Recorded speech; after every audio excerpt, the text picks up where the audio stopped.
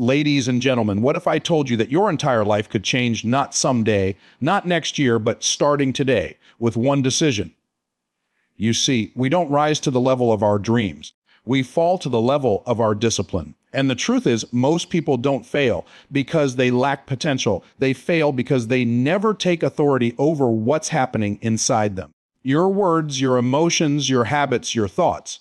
They're either building your future or breaking it. And if you don't take control of your mouth, your mood, your money, and your mind, something else will. And whatever controls you shapes you. So this is not just another message. This is a mandate. This is the reminder you watch every day until the change becomes your new normal. Let's begin. Most people are drowning in information and starving for transformation. We live in a world where knowledge is more accessible than ever.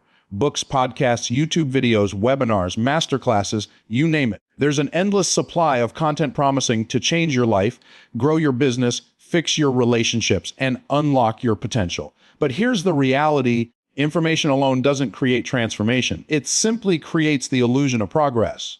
Unless information is put into practice, it becomes nothing more than intellectual decoration, something we admire, quote, and post about, but never truly live by. You can memorize every success principle. You can quote every leadership guru. You can recite Bible verses and business strategies. But if your actions remain the same, your results will too. Why? Because transformation isn't a product of what you know. It's a product of what you do with what you know. Knowledge without action is like a seed never planted. It holds potential, but it produces nothing. There's a difference between being informed and being transformed. One fills your mind, the other reshapes your life. The world doesn't reward you for what you've learned. It rewards you for what you've applied. You can binge motivation all day. But if you don't act differently tomorrow morning, that motivation was just a temporary high. The real shift happens when inspiration meets execution. Think of it like going to the gym. Imagine reading books about fitness, watching videos on perfect form, following top trainers, and even buying workout gear. But never showing up and lifting the weight. Would your body change? Of course not. Why would it? You've studied the workout but avoided the work. And that's what many people are doing with their lives. They're intellectually busy but practically stagnant. They've got vision boards with no vision, journals with no journey, goals with no grit. We must stop confusing clarity with commitment. Just because you understand something doesn't mean you've surrendered to it. Real change requires discomfort. It requires decision. It requires doing what you know even when it's inconvenient or painful. Application is the bridge between revelation and results. And that bridge is walked one disciplined step at a time. Many people ask, why am I not seeing results? The truth is they haven't submitted their habits to their hopes. They've upgraded their mindset, but not their method. They've learned new things but failed to unlearn old behaviors. Transformation demands more than input. It requires interruption.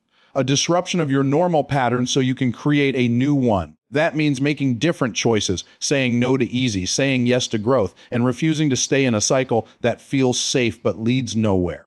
Too often we treat learning like a substitute for progress. We think if we just read one more book, take one more course, or hear one more speech, then we'll be ready. But readiness isn't found in more information. It's found in obedience to what you already know. You already have enough to start. You already know what you should be doing. The question is, are you doing it? Or are you waiting for some magical moment when things feel perfect? Because that moment may never come. The truth is, transformation is rarely convenient. It comes wrapped in discomfort, laced with resistance, and hidden inside habits that challenge you. It's easier to keep learning than to start doing, because learning feels productive while doing feels risky. But if you want to build a life of impact, income, and integrity, you must choose the narrow road of implementation. Every time you hear a principle and don't practice it, you desensitize yourself to its power. You reduce it from truth to trivia. You shrink it down from transformation to entertainment. And soon you become the person who talks like a giant but lives like a ghost, present but powerless. There is nothing wrong with learning. In fact, lifelong learning is essential, but it must be paired with courageous action. Insight without action leads to stagnation. Action without insight leads to burnout. But when insight and action walk together, transformation is inevitable. You'll never know how powerful a principle is until you let it shape your choices, not just your thoughts. Because the greatest breakthroughs don't come from what you know. They come from what you do with what you know. Most people live under the illusion that wanting something badly enough is what makes it happen. They believe desire alone is the magnet for manifestation. But the truth is far more demanding and far more empowering. You don't get what you want. You get what you are. The results in your life are not reflections of your intentions. They're reflections of your identity, your income, your relationships, your health, your peace, your impact. They all align with who you've become, not what you've been dreaming about. Desire is a starting point, not a strategy. You can want financial freedom, but if your habits are rooted in lack, you'll repel the very wealth you crave. You can want a thriving business, but if your mindset is still tied to fear, procrastination, and scarcity, you'll sabotage every opportunity. Your life will never rise higher than your self-concept. Because you don't attract what you wish for, you attract what you believe you're worthy of and what you're willing to embody.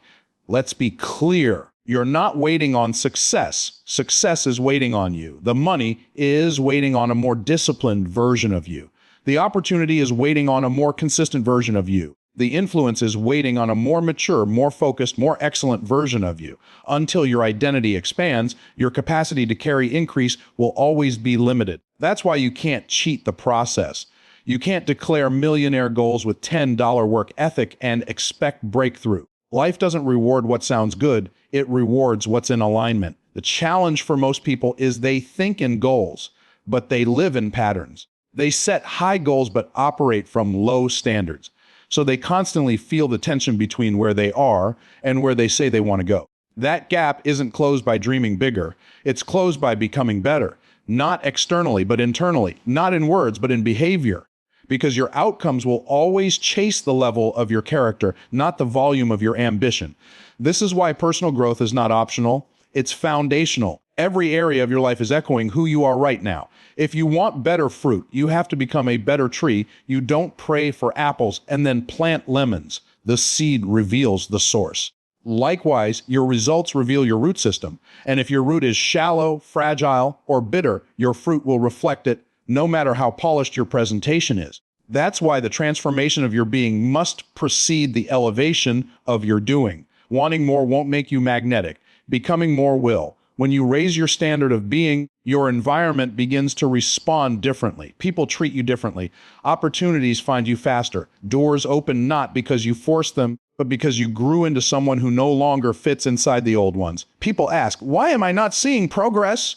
The question you need to ask is, who do I need to become to make this normal? The wealth you desire is normal to someone else. The confidence, the peace, the excellence, it's not a fantasy, it's a frequency. And you don't reach it by wishing, you reach it by shifting.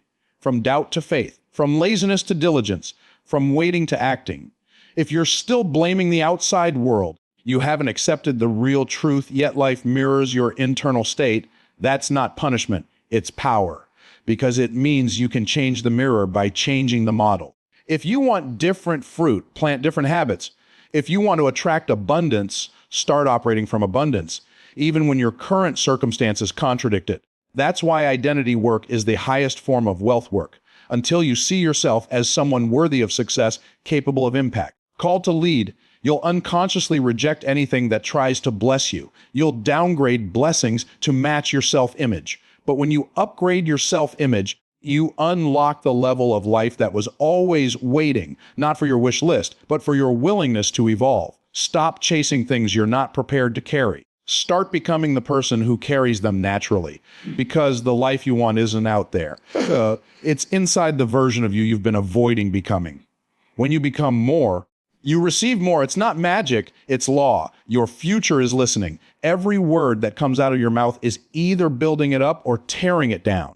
Most people don't understand the creative force of language. They think words are just a way to describe what is, when in reality, words are tools to construct what will be. If you want to change your future, you have to stop speaking in agreement with your current limitations and start speaking in alignment with your future transformation. Your mouth is not a microphone, it's a steering wheel. It doesn't just express your direction, it sets your direction. Too many people are speaking defeat, lack, stress, and frustration, then wondering why they keep circling the same mountains in life. The problem isn't the mountain, it's the message. If your confession is chained to your circumstances, your future will be limited by your history. But if your confession is tied to your calling, your future will rise to meet your faith. You cannot create a masterpiece with the brushstrokes of misery. You can't speak failure and expect victory. The universe doesn't respond to complaints, it responds to command. And your words are always sending out commands whether you realize it or not. They are instructing your mind, influencing your emotions, shaping your decisions, and attracting your outcomes. You don't just live by what you believe. You live by what you say consistently. Words are not neutral. They carry the DNA of direction. That's why complaining is so dangerous. It's not harmless venting, it's powerful agreement with what you don't want. Every time you speak about how broke you are, how tired you are, how nothing ever works for you, you are anchoring yourself deeper into that identity. But when you begin to declare things in alignment with where you're going, not where you've been, something shifts internally first and then externally. Some people think it's fake to speak positively when life looks negative. But the truth is, faith always speaks ahead of facts. You don't need to deny your reality, but you better not submit to it either. If you want things to change, your language must lead. You speak healing when the symptoms persist. You speak wealth when the bank account says otherwise. You speak peace while you're still in the storm. Why? Because your words are not commentary, they are construction. When your language agrees with your destiny accelerates. But when your language agrees with your dysfunction becomes your identity. Some of you have been talking about someday for years, and that's exactly what you keep getting more delay. Someday doesn't exist. There is only now. And the words you speak now create the world you'll walk into next. This is why intentional speech is not optional. It's vital. Champions don't speak like victims.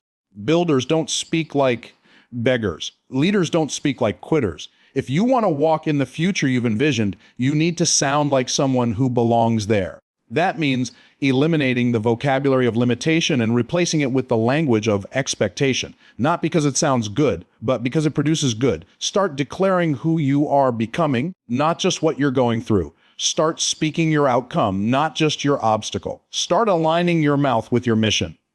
And here's the secret. When you consistently speak the truth of your future, you begin to act like the version of yourself who already lives there. And when you act like that version, the transformation begins to take root. Your words give your future permission to manifest. If you're silent, your destiny remains dormant. But if you start speaking with boldness, clarity, faith, and alignment, the atmosphere will begin to shift. People will see you differently. You'll see yourself differently. Doors will open that weren't even visible before. Not because of luck, but because you spoke them into possibility and then walked like it was already done. You don't need better circumstances. You need better sentences. You don't need to feel it. You need to declare it until you build the faith to walk it out. Because your words don't just describe your life. They define it. And when you consistently speak in agreement with the future you desire, that future stops being a dream and starts becoming your reality. Faith has been trapped in pews for far too long. We've treated it like something that belongs to stained glass windows, Sunday sermons, and whispered prayers. But faith was never meant to be confined to the four walls of a church. It was never just a religious accessory. It was always meant to be a life strategy. Faith is not a ritual, it's a force. And until you start using it beyond Sunday, you'll keep living beneath your design Monday through Saturday. Most people have faith in the idea of God, but no faith in the plan of God for their lives. They shout in church, but shrink in life. They sing about mountains moving, but can't even get themselves to move. Why? Because they haven't made the shift from spiritual performance to spiritual partnership. Real faith is not about appearance, it's about alignment. It's when your belief system becomes your operating system. It's when you don't just believe God exists, you believe what he said about you is true, and you live like it. Faith was never meant to be a backup plan. It's the blueprint. Every successful entrepreneur, visionary, leader, builder, you name it, at some level is living by faith in what they cannot yet see. Faith is not passive. It doesn't wait for conditions to be perfect. It acts boldly because the conviction is deeper than the circumstances. You don't need faith for what's easy. You need faith for what's impossible, what's uncomfortable, what's bigger than you can figure out. And that's exactly why so many people limit their growth. They want guarantees instead of guidance. They want clarity instead of courage. But faith doesn't offer blueprints. It offers boldness. It says, I don't know how, but I trust who. It says, I'll walk even when I don't see the staircase yet. That's why you can't reserve faith for religious moments. You've got to take it into your decisions, your investments, your business, your relationships, your goals, every part of your life that's crying out for growth. Faith is not a vibe. It's not a feeling you catch when the music hits the right chord. It's a decision. It's a choice to act on divine instruction, even when it contradicts human logic. It's ordering the wood for the ark when there's no rain. It's showing up with 5 loaves and 2 fish when the need is greater than the supply. Faith will never make sense to your flesh, but it will always make progress in your future. One reason people are stuck is that they've divorced faith from function. They separate the sacred from the strategic. But the most powerful breakthroughs happen when you combine spiritual obedience with practical execution. You pray and plan. You sow and serve. You believe and build. That's when results start to manifest, not just in theory, but in tangible transformation. You want to see what God can do.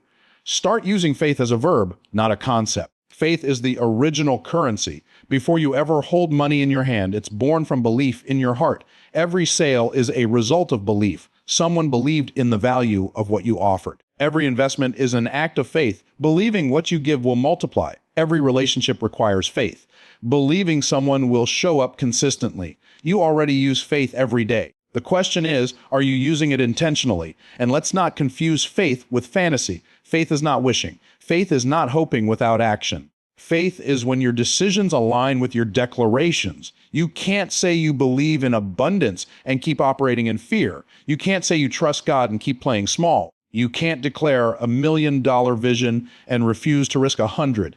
If your faith isn't moving your feet, it's not faith. It's just religious language. This is the missing link for so many people. They're working hard but believing small. They're showing up physically but shrinking spiritually. That's why life feels like a grind, because there's no grace behind the grind. But when faith becomes your fuel, everything changes. You stop chasing and start flowing. You stop hustling out of fear and start building with authority. So yes, faith belongs in your life, not just in your worship. It's the invisible engine behind visible results. It's what turns ideas into income, purpose into provision, vision into value. If you want a life that defies statistics, if you want results that don't make sense on paper, if you want to build something that leaves a legacy, faith isn't optional. It's essential. We live in a culture obsessed with novelty. Everyone's looking for the next secret, the next hack, the next shortcut to success. But the truth is, most people don't need new information. They need to master the information they already have. Repetition is the mother of mastery. And repetition, when done with intention, doesn't just create habit. It creates revelation. And that revelation becomes the key that unlocks long-term sustainable results. You don't get results because you heard something once. You get results because you practiced it until it became part of who you are.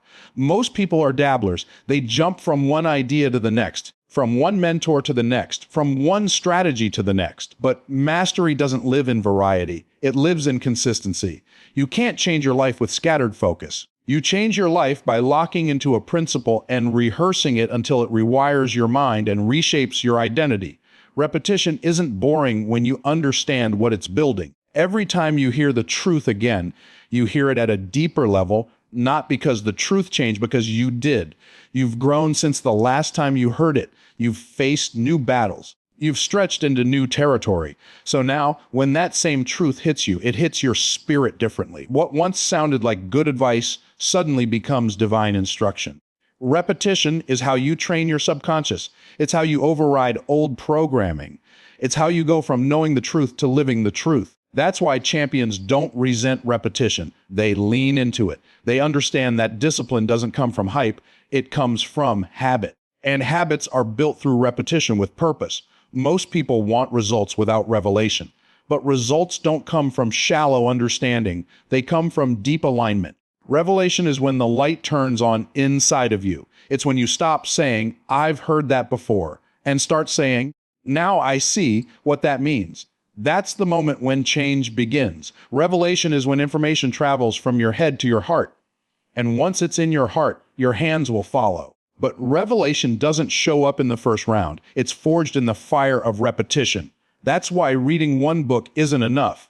That's why hearing one sermon won't transform you. That's why watching one video won't shift your life.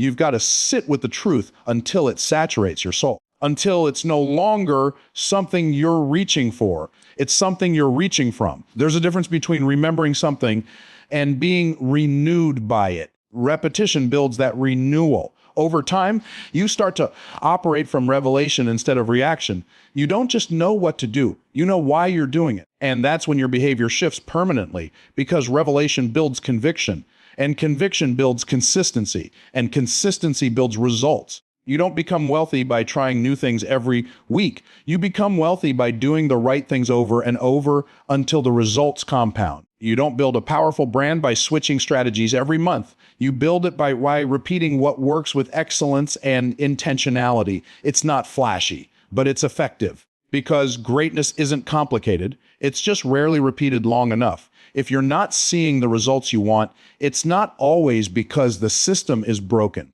It's often because you abandoned the repetition before it had time to produce the revelation. You gave up too soon. You moved on too quickly. You were looking for stimulation, not transformation. But real growth is repetitive. You train it, you track it, you tweak it, and then you own it. You can't microwave mastery. You have to marinate in it. You have to show up when it's boring. You have to repeat it when it's uncomfortable. You have to revisit it when it feels redundant. Because every time you repeat truth, it digs deeper roots. And the deeper the roots, the stronger the fruit. So if you want results that last, stop chasing the new and start mastering the necessary.